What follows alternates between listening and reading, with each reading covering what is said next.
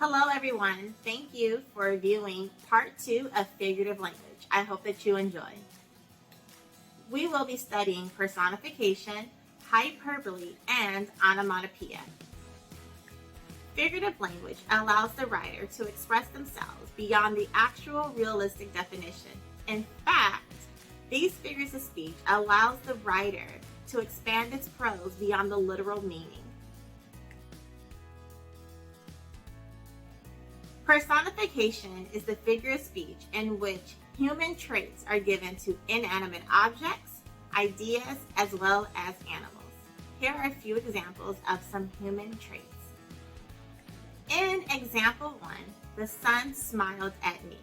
The sun is being given human traits of the actual act of smiling. In example number 2, the leaves danced in the wind. If you notice in the image, the branches are bending on the tree, the leaves are swaying in the wind, and this is to imitate the actual act of humans dancing.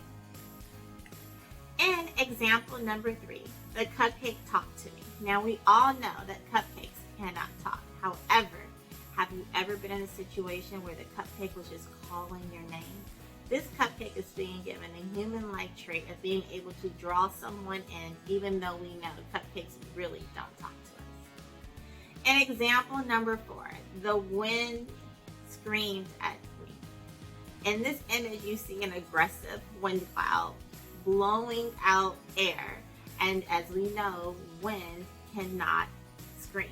So the wind is being given a human-like trait.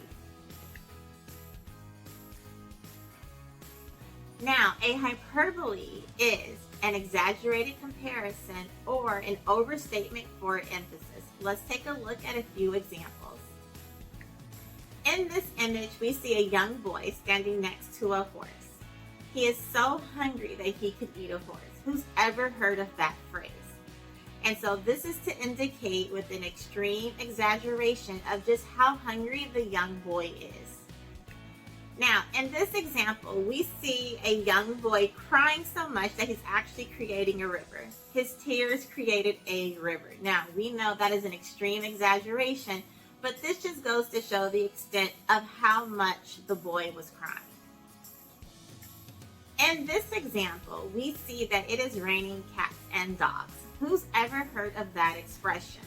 And this is to indicate just how hard the rain is actually coming down upon us, that it feels like animals are falling from the sky.